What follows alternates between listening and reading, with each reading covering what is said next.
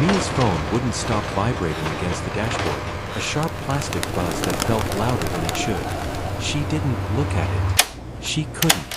Her left hand stayed locked around the steering wheel like it was the only thing keeping her upright. A cold coffee sat in the cup holder, the lid half popped, a brown ring dried around the edge. The kind of drink you buy when you're trying to act normal. Outside the windshield, a backhoe arm rose and fell behind a chain-link fence. One of the workers in a neon vest lifted his hand, palm out, like he was warning her not to come any closer. Mia rolled down her window anyway. "Ma'am," the worker called, voice tight and careful. "You need to stay back. We found something." Mia swallowed. Her throat felt too small. "Something like what?" The worker glanced over his shoulder, then back at her, like he didn't want to be the person saying it. "Like a space under the shed. And a box. We didn't open it. But it's got a name on it." Mia's phone buzzed again. This time, the screen lit up on the passenger seat. And for the first time in weeks, Mia felt her body react before her mind did, her heart punching hard, her fingers going numb. She answered without thinking. "Hello." There was a pause. Then a woman's voice, calm but strained. "Is this Mia Harper?" Mia's mouth went dry. "Yes. This is Detective Alvarez Swiss Hennepin County. I'm calling because there's been a discovery at 1819 DuPont Avenue South. An old shed was being demolished. Need you to tell me, did your family ever live there?" Mia stared at the fence, at the backhoe, at the worker's hand still held up like a stop sign. The air outside looked normal. Same weak winter sun, same dirty snow piled near the curb. But her whole life felt like it had tilted. "That was my grandma's house," Mia said.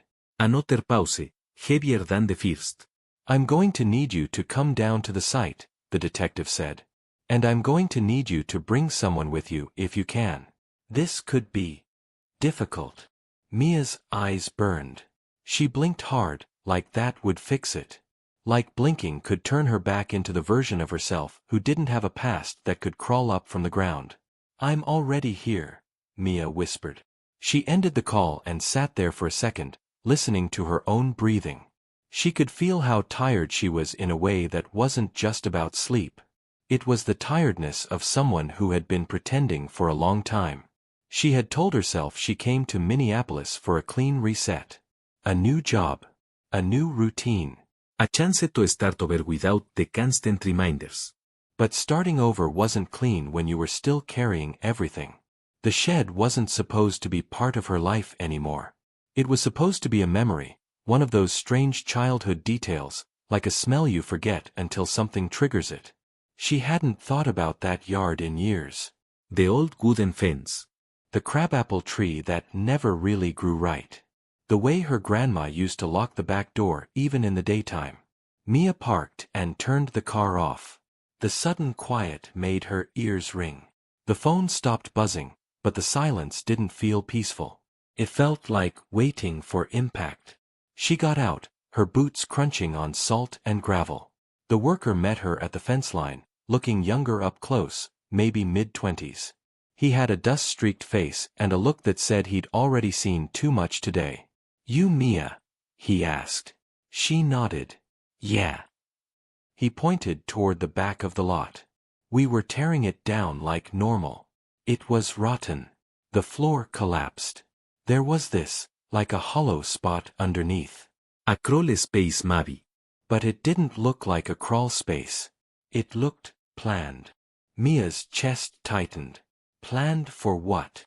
The worker shook his head, like he didn't want to guess. "We saw a plastic bin down there. Sealed. There's a name written on the tape. It says, Mia. That's why I called my supervisor and told him to pause everything." Mia's stomach turned. The sound of her name in this place felt wrong, like someone had said it through a door she wasn't supposed to open. "My name," she repeated. The worker lifted his hands a little, helpless. "Yeah. Big letters. Like somebody wanted it to be found." Mia forced herself to take a step closer, but the chain-link fence and the orange plastic mesh blocked her like a warning. She could see the torn shape of the shed now, what was left of it. Timbers cracked, nails exposed, old plywood splintered like bones. It was a sad, ordinary ruin. The kind of thing a city permit makes disappear without anyone caring. Except this time, people did care. A small group had gathered on the sidewalk, phones out, whispering like this was entertainment. Mia hated that. She hated how quickly strangers turned other people's lives into something to consume.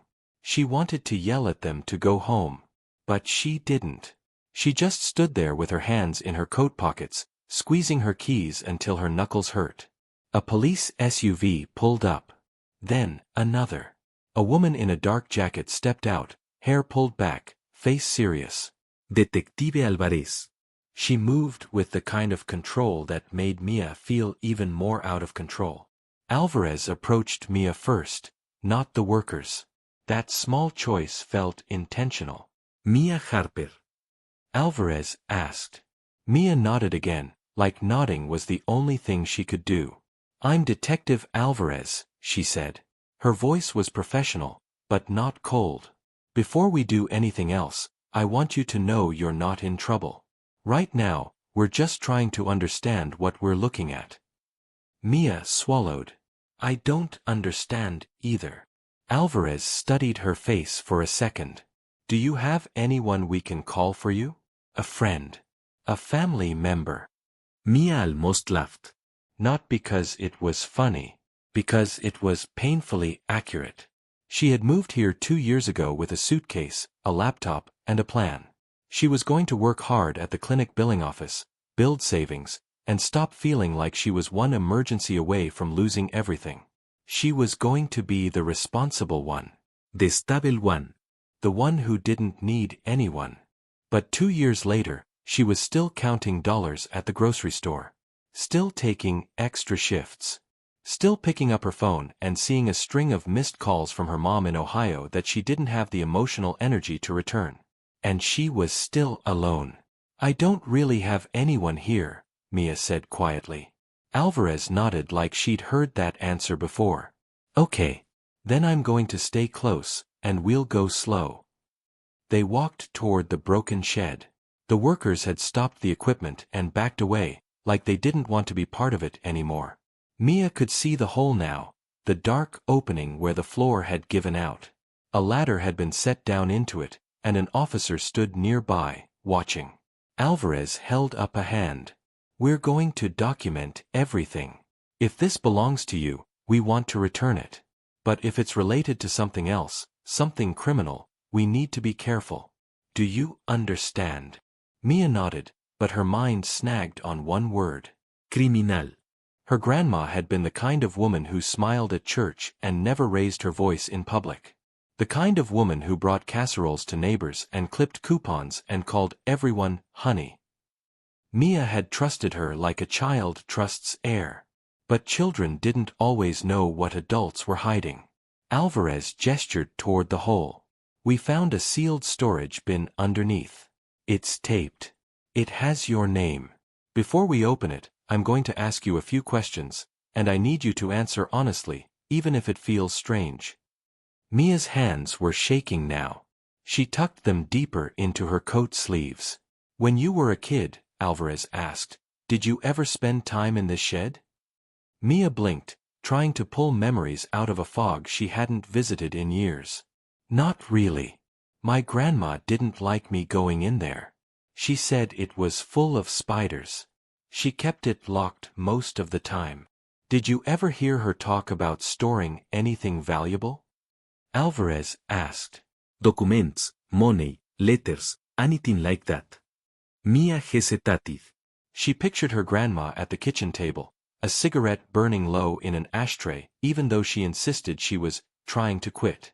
She pictured her long fingernails tapping the tabletop in a way that meant impatience. She pictured the tight smile she wore whenever Mia's mom brought up the past. There were things she didn't like talking about, Mia admitted. My mom and her fought a lot. About what? Mia's throat tightened. About my dad. Alvarez didn't rush. She waited, and that patience made Mia feel exposed. My dad left when I was little, Mia said. That's what I was told.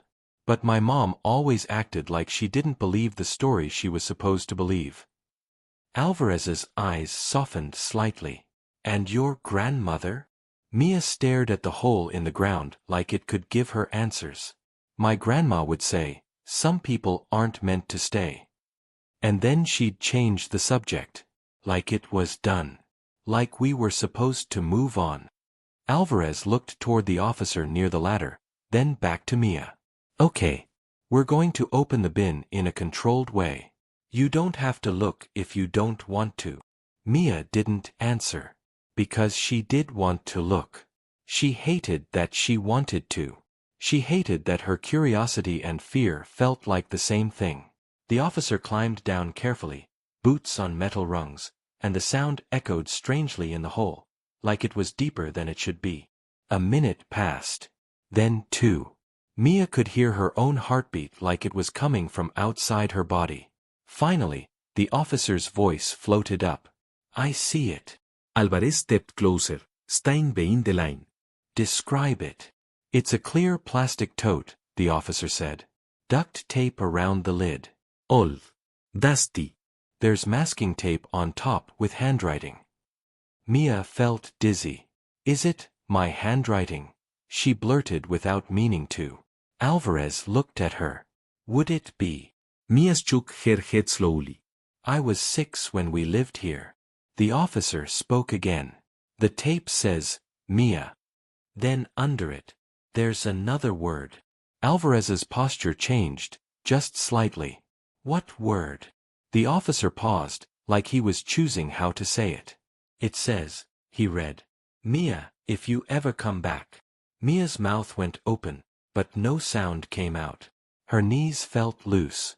She leaned back against the cold edge of the fence, the chain link pressing into her coat.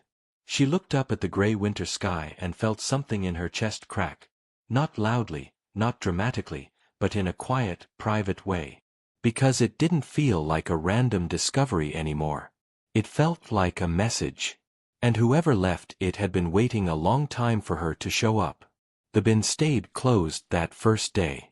Detective Alvarez said it was procedure, but Mia felt relief mixed with frustration when they taped the area off and told her they'd call her once they knew more.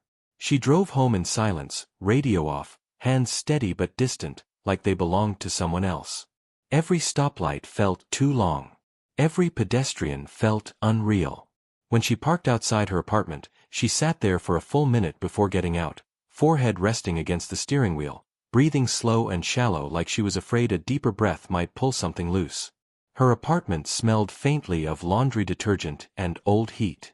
The radiator clicked and popped, the sound oddly comforting. Mia kicked off her boots and leaned them against the wall. Her phone buzzed again, but this time it was her mom. She let it ring. Not because she didn't care, but because she cared too much. She didn't have the energy to explain something she barely understood herself. That night, sleep didn't come easy. Every time she closed her eyes, she saw the word written on the tape. If you ever come back. It didn't sound loving. It didn't sound threatening either. It sounded like waiting. Like patience stretched thin over years. The next morning, Mia went to work anyway. The clinic billing office was the kind of place where routine mattered. Computers hummed. Phones rang. Someone laughed too loudly at a joke that wasn't funny.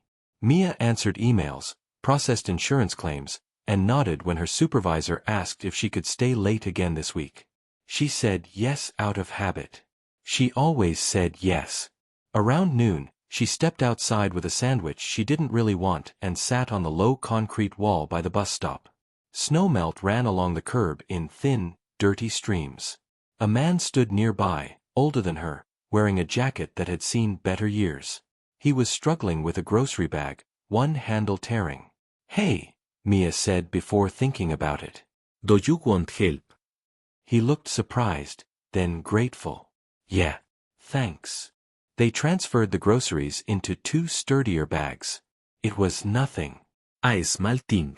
But when they finished, he didn't walk away right away. He leaned against the bus stop bench and sighed. Feels like everything's one small tear away from falling apart these days, he said, half to himself. Mia laughed quietly. Yeah. That sounds about right. They stood there in companionable silence for a moment. The bus was late. It always was. My name's Ray, he said eventually. You look tired.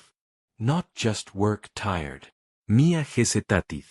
Normally she would have brushed it off. Said something polite. But something about the way he said it, no judgment, no pressure, made her answer honestly. Yeah, she said.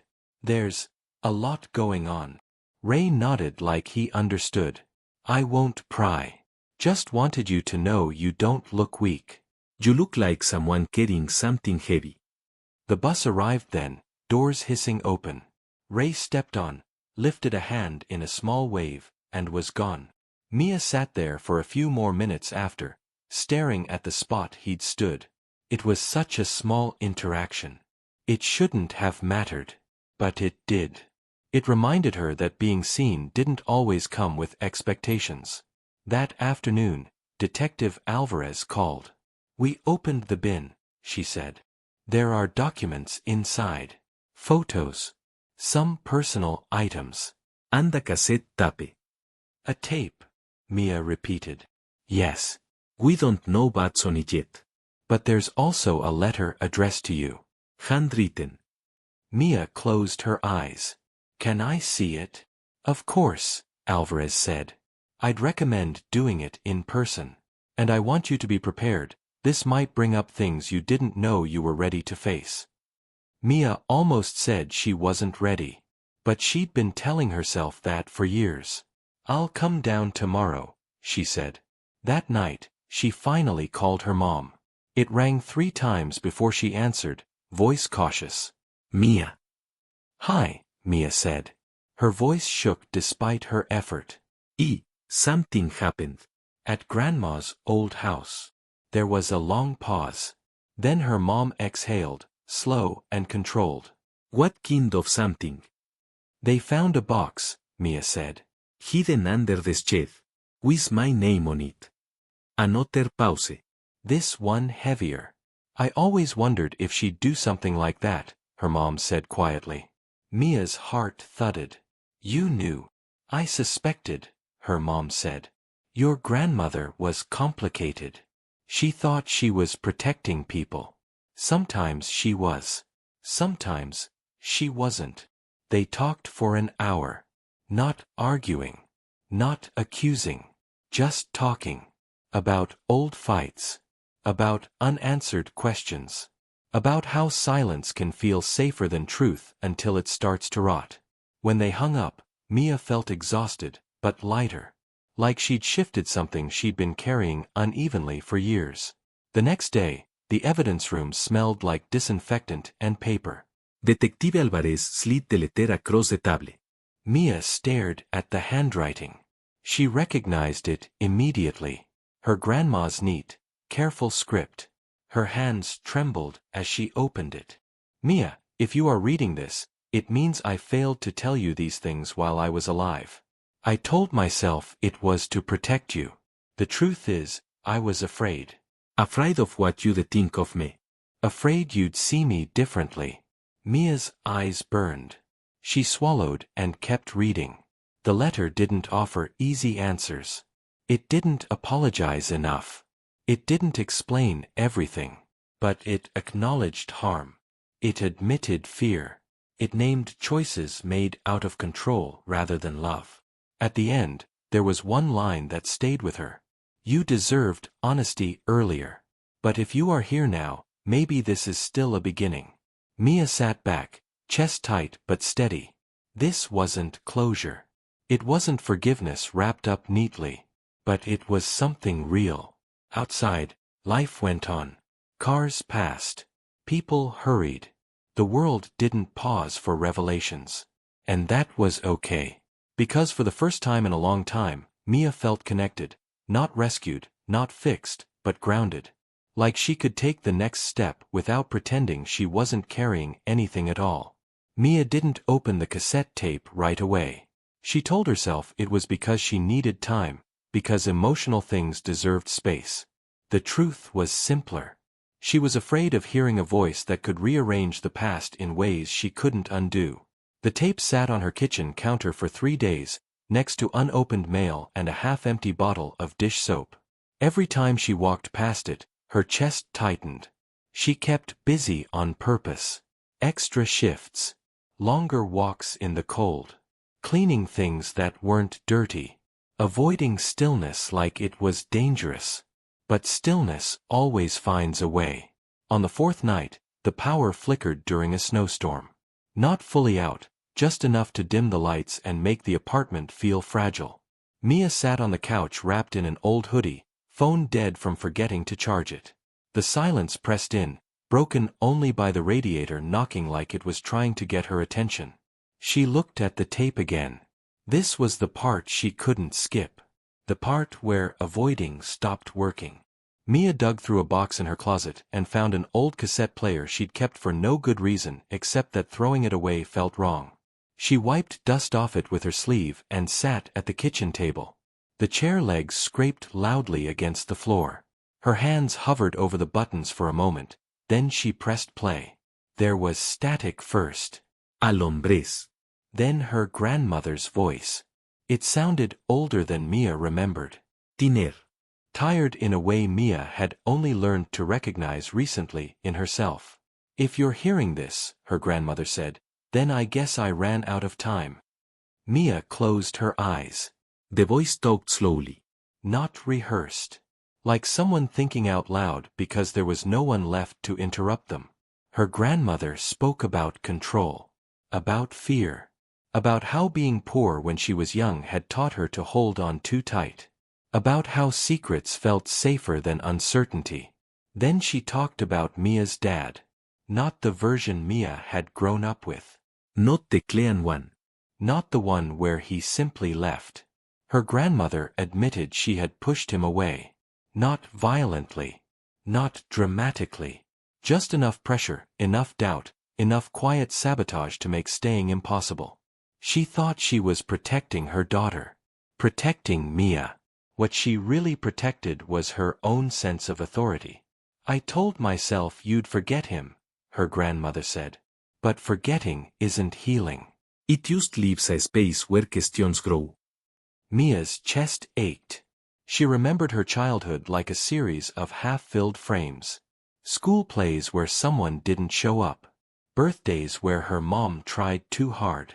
A constant sense that something was missing but unnamed. The tape ended with another pause, then a final sentence. I don't expect forgiveness.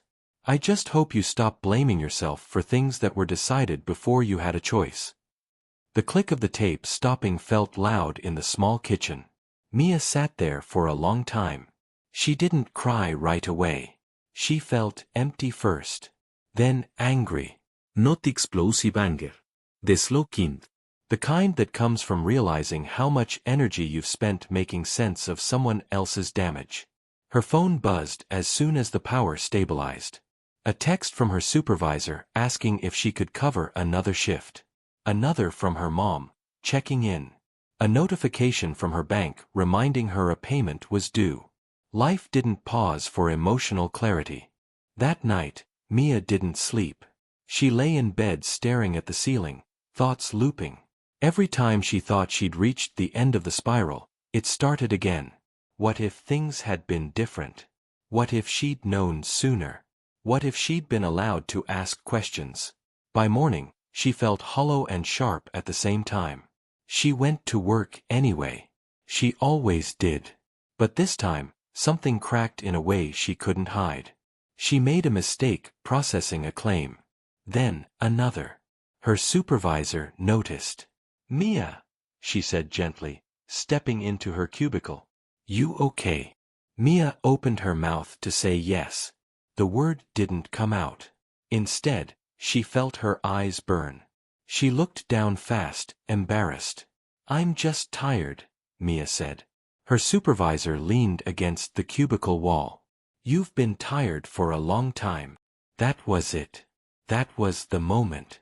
Not the tape. Not the letter. Not the discovery. This small, Accurate observation. Mia felt tears slide down her face before she could stop them. She wiped them quickly, humiliated. I don't know how to stop, she said quietly. I keep thinking if I just do more, it'll even out. Her supervisor nodded. It usually doesn't. They didn't have a long talk. There wasn't time. But her supervisor told her to take the rest of the day off. Told her to file for personal time. Told her the job would still be there tomorrow. Mia walked out into the cold afternoon air feeling unsteady.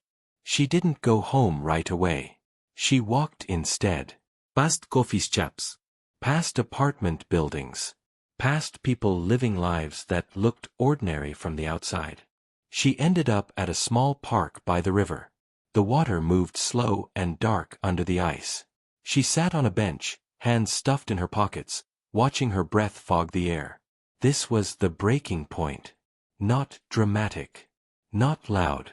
Just the quiet realization that she couldn't keep carrying old weight as if it was her responsibility. Her phone rang. Her mom. Mia answered. I listened to the tape, Mia said before her mom could speak. Her mom was quiet. Then, softly, I figured you would. I'm angry, Mia said. And sad. And relieved. All at once. That makes sense, her mom said. I'm sorry I didn't push harder for answers when you were younger. Mia looked at the river. I don't blame you.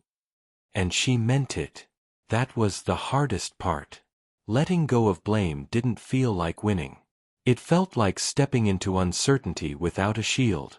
But it also felt honest. Mia sat there until the cold crept into her bones.